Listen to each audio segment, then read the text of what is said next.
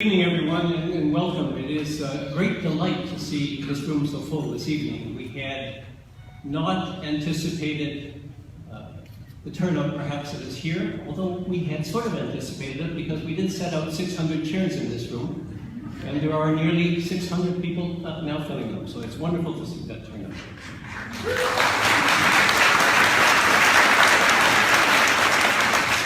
As the mayor noted, I've been asked to serve as your moderator tonight, and I'm delighted to have that role. I'd like to first sketch out how the evening will proceed. But just before I do that, let me address a key question. Why are we all here? The idea to hold this event sprang from the North Sandwich Council.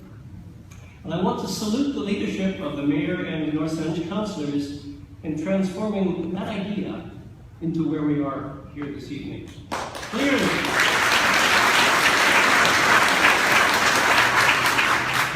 Clearly there is a thirst in this community for high-quality information on the Malahat LNG initiative. And tonight we will hear an abundance of that information. But I want to make one other point really clear. We're not going to have a debate tonight. This is not a forum for debate. It's rather an opportunity to exchange information and to do so respectfully. You will hear a broad range of perspectives, pro and con perhaps, and toward that end, we have assembled a blue ribbon panel of speakers, 7 of them here on the stage, each of whom I will introduce in a moment. But I first want to set a few ground rules. We have 7 speakers. Each of them will offer a presentation that will run to about 8 minutes in length. 8 minutes in length. I have no doubt that they will respect that time allocation. No doubt at all. But those of you with stopwatches may wish to assist me in keeping time. Those presentations, because there are 7 of them, will occupy about the first hour. And at about 6:15, we will take a 15-minute break. At that time, you will all have an opportunity to ask questions, but rather than ask them verbally, we ask that you write them down. And there are paper and pencils at the back of the room and 2 large boxes that you'll see there, and you can deposit your written questions in those boxes. They'll be brought into the back, and I will sort through them and sift through them essentially, put them into kind of packages, and derive from them the questions that we will then direct to the panel.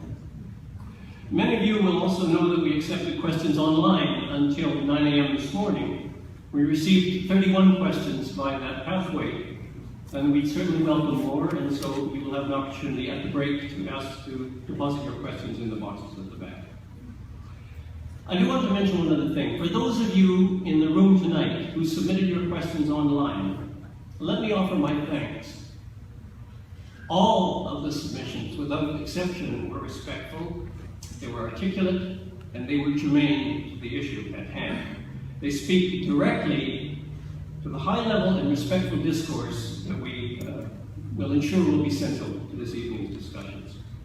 So what's going to happen then to all of those questions? Well, I've been asked to select them from the pool and direct queries to the panel members. Some of the questions that we've already received are quite similar to each other, as you might anticipate. They tend to fall into natural categories. So I've taken the liberty of paraphrasing some of them while ensuring that the content is faithful to the originals. And I will do the same with the questions you submit in written form at the break tonight. After the break, we'll begin the question and answer session, and that will run for an hour and a half. We have this room until 8 o'clock this evening. So if you need washroom facilities, chances are you should use those at the break. Let me now introduce our speakers in the order in which they will present, and if you could please hold your applause until all have been introduced. On my far right, and the first speaker this evening, Alex Brigden, who's Project Director for Steelhead LNG. Mr. Brigden is an engineering and project management professional with over 2 decades of experience in overseeing major projects in a number of international locations. His responsibilities have included participation in major LNG carrier building programs and building large floating production, storage, and offloading conversion facilities. Next to Mr. Brigden is Dr. Renee Reset, the Chief Executive Officer of the Malahat First Nation. Dr. Reset is a lawyer who has worked on Aboriginal rights and title litigation treaty negotiations, governance, and economic development. She studied Indigenous international human rights at the University of Arizona and has a specific interest in the interaction between Indigenous people and the extractive industries. She has appeared before courts at all levels, including the Inter-American Commission on Human Rights in Washington, D.C. Sitting beside Dr. Reset is our third speaker, Chief Don Tom of the Sartlip First Nation here on the peninsula. Chief Tom tonight is representing the Wasanic First Nation that comprises the Sekum, Saud, Sartlip, and Quachin First Nations.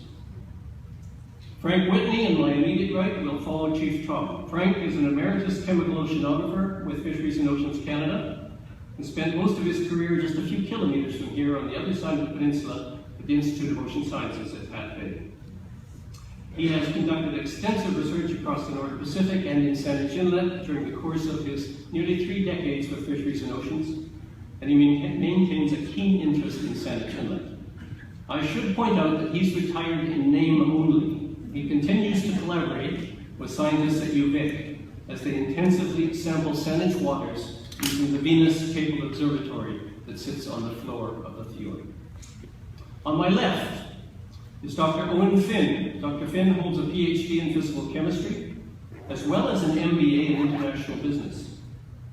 He's a retired partner from the consulting firm KPMG and has recently dedicated considerable time to researching safety, climate, environmental, and economic aspects of BC's proposed LNG industry.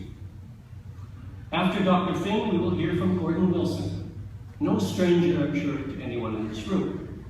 Mr. Wilson is an economic geographer by training, but is best known for his career in British Columbia politics, where he served as leader of the official opposition following the 1991 provincial election, and later as a cabinet minister, where he variously oversaw 6 different portfolios. In October of 2013, Premier Clark appointed Mr. Wilson the LNG-by BC advocate, and he is with us in that capacity this evening. And last, but certainly not least, we will hear from Dr. Robin Pitblado. Dr. Pitblado holds a PhD in chemical engineering and serves as Senior Vice President with DNV Energy North America, based in Houston.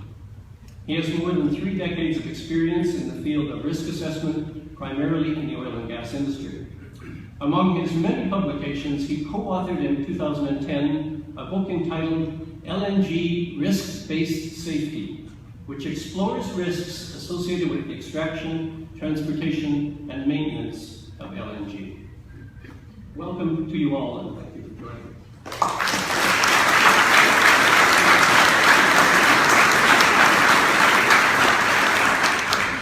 And so now, and setting the stage for the first 8-minute presentation, is Alex Brigley. Alex, the floor is yours.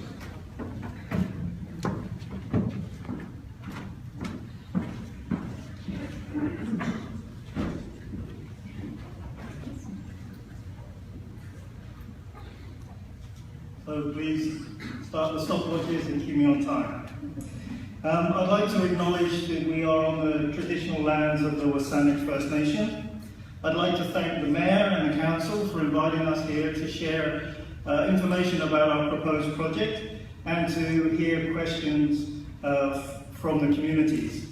I'd also like to thank all of you for coming along here tonight and giving up your time and your evening, and I know you're all very busy. Now, Steelhead LNG is a small company. We're only made up of about 40 people. We're a privately owned company. We have people with a lot of experience in our company of developing LNG projects worldwide and developing projects here in British Columbia. The people in our company are really passionate that the development of LNG projects will bring benefits to the community. It will enable sustainable economic development, and it will contribute to the overall reduction in greenhouse gas emissions by offsetting the use of coal-fired power stations in our target markets in Asia. Now, what we're really talking about here is 2 projects. The first project is a pipeline project which connects the existing pipeline system, natural gas pipeline system, to bring natural gas to the proposed LNG facility at the Bamberton site. Now, this is the same existing natural gas system which brings brings natural gas to 108,000 customers here on Vancouver Island. And that's via a different subsea pipeline, which is more north of the island. The route of the proposed pipeline was actually very similar, as the same as a proposed route and permitted route for a project which was looked at about 12 years ago. Now, for the Malahat site, I know there's many questions, why did we select that site? And there was a number of reasons for that. The first of which is because Steelhead's goals and values aligned with the goals and values of the Malahat First Nation. Also, the Bamberton industrial site, it has been a disturbed industrial site for about 100 years. 68 years of that time, it was a cement works, and now there's ongoing industrial activities. There is quarrying, there is port activities, there's construction. So it's already an industrial site and it's ongoing. It's very deep in the Sandwich Inlet and it becomes very deep very quickly, and that's important, which helps us to really minimize any marine infrastructure that we introduce. And also, the Bamberton site is very close to the international shipping lanes, and after all, the proposed LNG facility is for exporting LNG to Asia, which is our target market. Now, we are really early in the process of developing this project.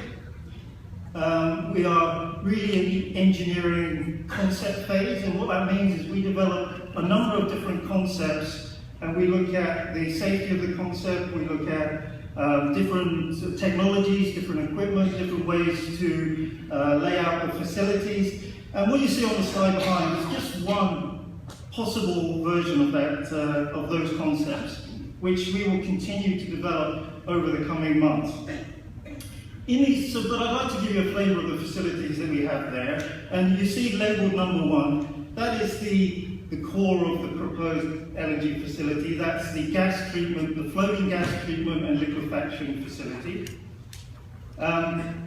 where gas treatment is used because there's some elements in the pipeline natural gas which would freeze in the liquefaction process. So we remove those elements. The liquefaction process is then next, and it's a cooling process, it's a refrigerant process, where we cool natural gas to minus 162 degrees centigrade, at which point it turns into a liquid. Now that liquid is stored on the floating storage and offloading unit, and it's stored at cryogenic temperatures, minus 162, and at atmospheric pressure. It's in big tanks which are insulated. They're not pressurized tanks, and it remains as a liquid because it's cold. There will be some onshore facilities, and that's labelled under number 3, and these are things like jetties to moor up the floating facilities against, warehouses, workshops, administration buildings and canteens for the workers. We expect that at the full build-out there will be an LNG carrier visiting the site every 3 to 5 days, and it takes about 24 hours to load the LNG carrier. When an LNG carrier comes towards Victoria, BC coastal pilots, they board the LNG carrier at Broachy Ledge. There will be 2 pilots on board, and these are experts in the local navigation, winds, tides, where to, and the movements of local ferries and other ships.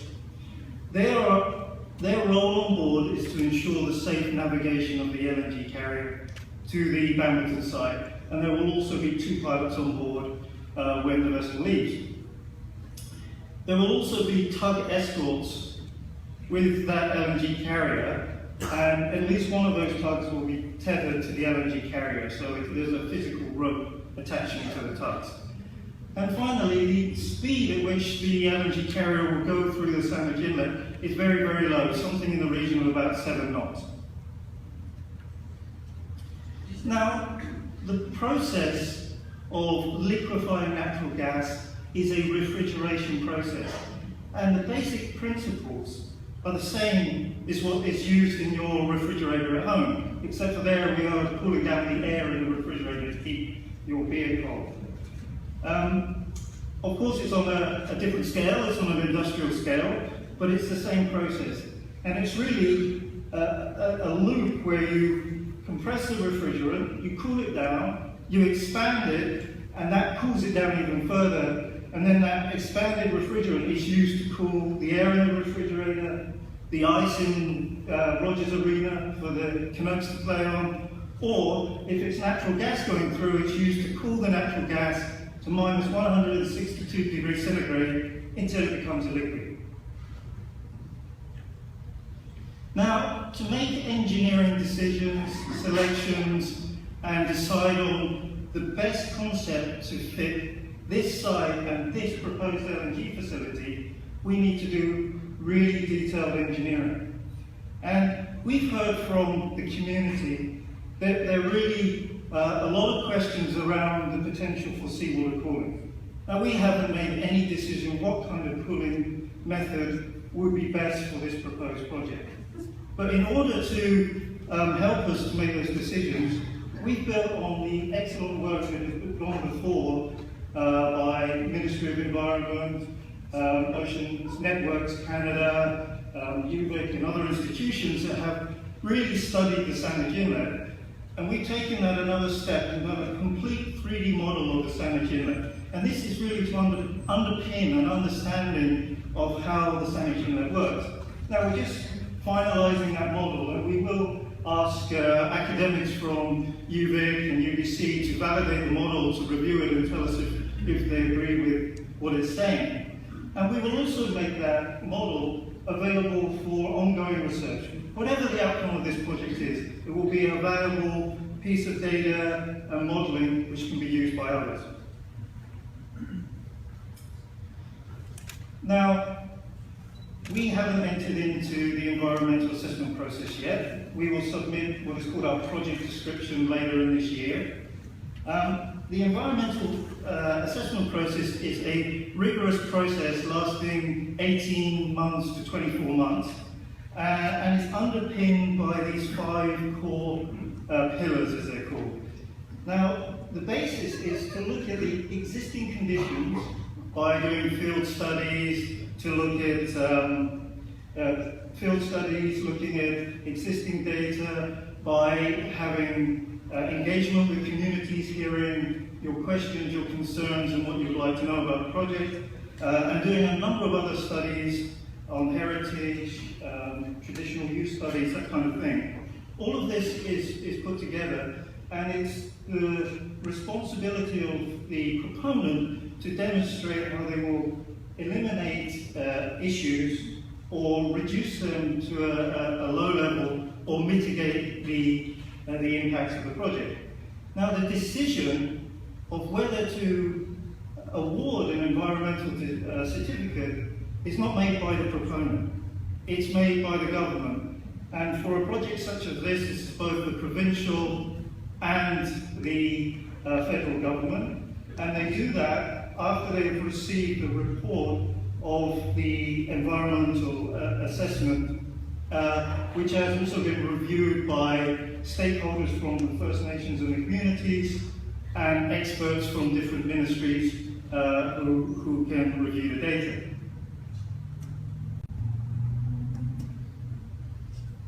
You're at 10 minutes now. Thank you. So, we believe that the development of LNG projects will give a lot of benefits to the community. Now, these benefits come in many ways.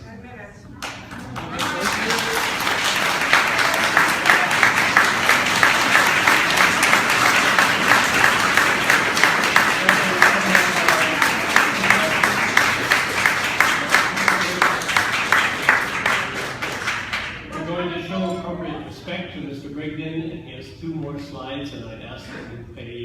use your patience and we'll let them finish up instead. Play by the rules? No rules? I'm the moderator, and we're going to allow him to finish his proceedings this evening. Okay? Thank you. Thank you.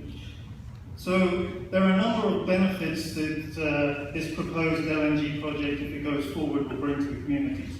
Firstly, there are jobs, and during construction we are estimating that there would be between 350 and 400 jobs. In operations, there is approximately 200 well-paying jobs that will support families in the community. And then there are sort of indirect jobs where local businesses are providing goods and services to the LNG facility operations. There's then taxes that will be paid by the operation of the LNG facility to the federal government, provincial government, and to the municipalities. And we estimate that over the lifetime of the project, over 25 years, these taxes will be in the region of $1 billion. There are some other intangible benefits, such as having people in the community who are highly trained in medical and emergency response, and these people tend to normally join volunteer fire brigades and become part-time firefighters. We also will have really good facilities such as fast rescue boats and tugs with firefighting capabilities, which could support the local emergency services in any incident that might take place outside of the facility and somewhere else in the Saanich Inlet. So we're looking at benefits which are not just jobs and not just taxes, but have other interactions. Now, it's really important to us, and we understand that there are going to be people that don't support the project, and there are going to be some people that are interested in support the project.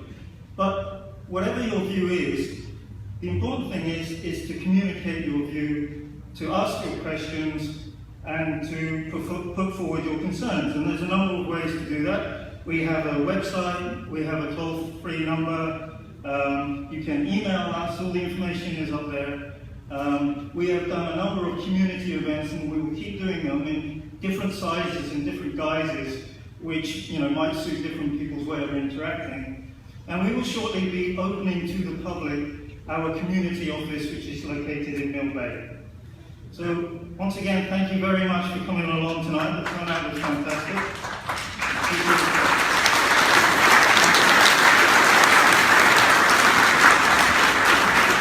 Thank you, Mr. Wiggin, and I'm a terrible timekeeper, and so I appreciate those of you in the audience that were trying to assist me there, but please resist that urge because we're not going to worry too much about it. You asked us to remind I know. I'm going to retract my request because you're so good and I'm so bad. So just let me take care of it from now on, okay? Thanks very much. Our next speaker is Dr. Renee Rosette from Malahat First Nation.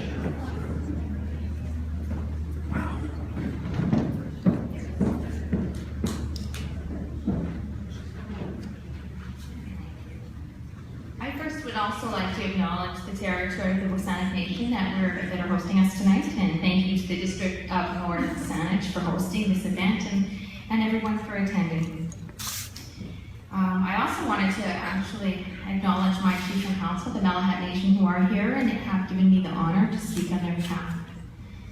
I'd like to share with you a little bit about Malahat First Nation. Malahat Nation is a 300+ growing community located on southeastern Vancouver Island. Malahat Nation face and confront what the similar First Nations on southeastern Vancouver Island face, which is a mass privatization of their territory from the 1880s for an Inland Railway grant, which meant that the Crown land ceased to be available to them, and under the BC Treaty process, discussions of land return are minimal, given that it's a Crown land only availability. So the nation were in a place where they have too small of a reserve lands, they have a very poor economy, and deplorable living conditions. Given this mass privatization and the need to find solutions, the Malahat First Nation sought out some creative options for their community. Malahat Nation, like most Canadian Indigenous communities, experienced severe poverty. They've endured years of oppressive laws and policies, completely unlike any other Canadian, and continue to do so. They're missing basic services in our community like paved roads, overhead lighting, emergency services, housing, fire suppression, schooling, childcare, education, training, employment. Problem is the huge disparity. If you go 15 feet off the lands, you'll find extreme wealth. We're right between million-dollar homes. And this poor community needed to find solutions because this is not okay and this is not going to continue. So Malahat Nation decided to get creative. They sought out the First Nations Finance Authority and did something really unique. They bought these private set of lands beside us that have been used as industrial lands that are directly adjacent to their community. They're hoping these lands would bring real long-term changes to their community. They have been working aggressively to try to build their economy through various means. They've implemented a property taxation authority. They have their own land code. They've taken control of their lands away from Indian Affairs, away from the federal government. They have created a comprehensive community plan.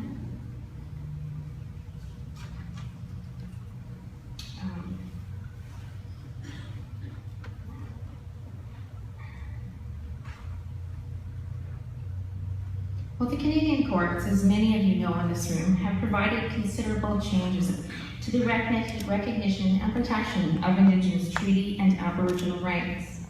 Furthermore, the international human rights have also been given global recognition. Canada just officially adopted the UN Declaration on the Rights of Indigenous People unconditionally.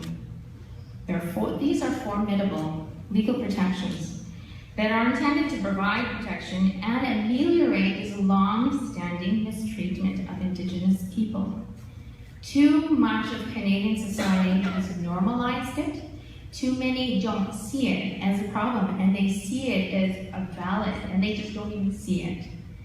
And the nation this Malahat Nation, of course, is seeking to address it, not unlike many other First Nations. Well, these legal recognitions provide formidable protections to the nation to make informed decisions about their lands and their territories, their watersheds, their waters.